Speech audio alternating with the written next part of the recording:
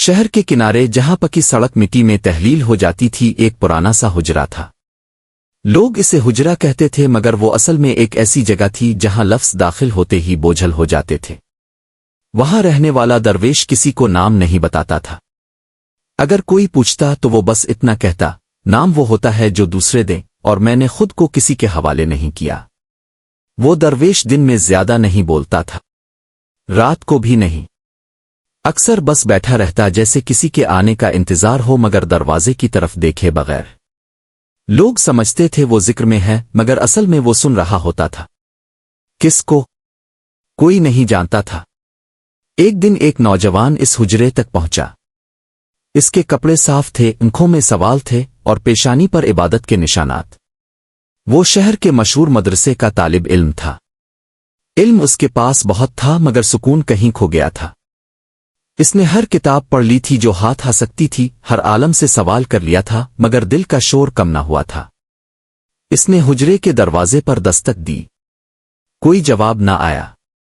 دوبارہ دستک دی، اس بار اندر سے آواز آئی، اگر جواب کی نیت سے آئے ہو تو واپس چلے جاؤ۔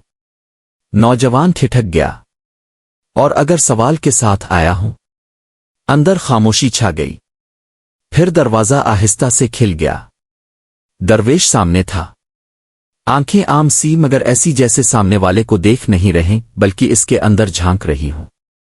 آ جاؤ، او درویش نے کہا، لیکن یاد رکھو یہاں ہر سوال اپنا لباس خود اتارتا ہے۔ نوجوان اندر داخل ہوا۔ حجرے میں کچھ بھی خاص نہ تھا۔ ایک پرانا قالین، ایک مٹی کا چراغ اور دیوار کے ساتھ رکھا ہوا ایک آئینہ، مگر وہ آئینہ عام نہیں لگ رہا تھا۔ اس میں عکس صاف نظر نہیں آتا تھا، جیسے وہ چہرہ نہیں نیت دکھاتا ہو۔ نوجوان کی نظر بار بار آئینے پر جا رہی تھی۔ یہ آئینہ؟ اس نے پوچھا۔ درویش مسکرایا، یہ وہی ہے جو تم پوچھنے آئے ہو۔ نوجوان الجھ گیا، میں تو سوال لے کر آیا ہوں۔ نہیں، درویش نے نرمی سے کہا، تم تصدیق لینے آئے ہو۔ یہ بات نوجوان کے دل میں چپ گئی۔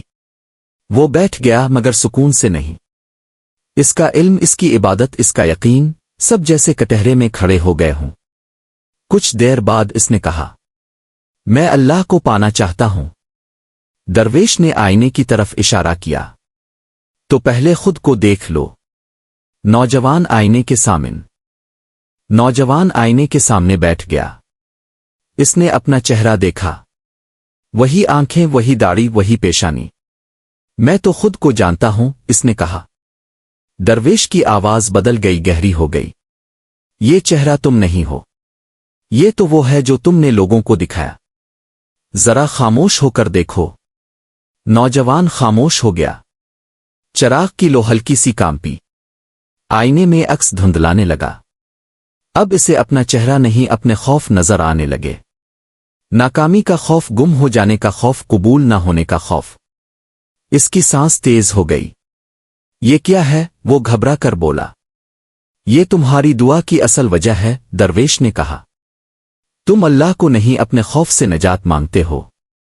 یہ سن کر نوجوان کے آنسو بہنے لگے۔ تو کیا میری عبادت جھوٹی ہے؟ درویش نے سر ہلایا۔ جھوٹی نہیں مگر ادھوری ہے۔ تم نے عبادت کو لین دین بنا لیا ہے، تم نے سجدے کو سوال بنا دیا ہے۔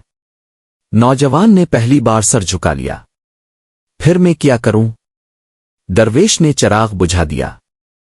حجرہ اندھیرے میں ڈوب گیا۔ کچھ بھی نہیں، کچھ بھی نہیں۔ نوجوان کی آواز لرز گئی۔ ہاں، درویش نے کہا، اب تم نہ مانگو، نہ سمجھو، نہ ثابت کرو، بس بیٹھو۔ اندھیرے میں وقت پھیلنے لگا۔ نوجوان کے ذہن میں خیالات آئے، پھر گئے، سوال اٹھے، پھر مر گئے۔ وہ تھک گیا۔ اس نے آنکھیں بند کر لیں۔ کافی دیر بعد درویش کی آواز آئی، اب آئینے کو دیکھو۔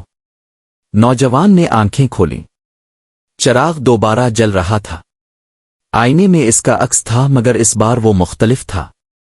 چہرے پر کوئی دعویٰ نہیں تھا، آنکھوں میں کوئی سوال نہیں تھا۔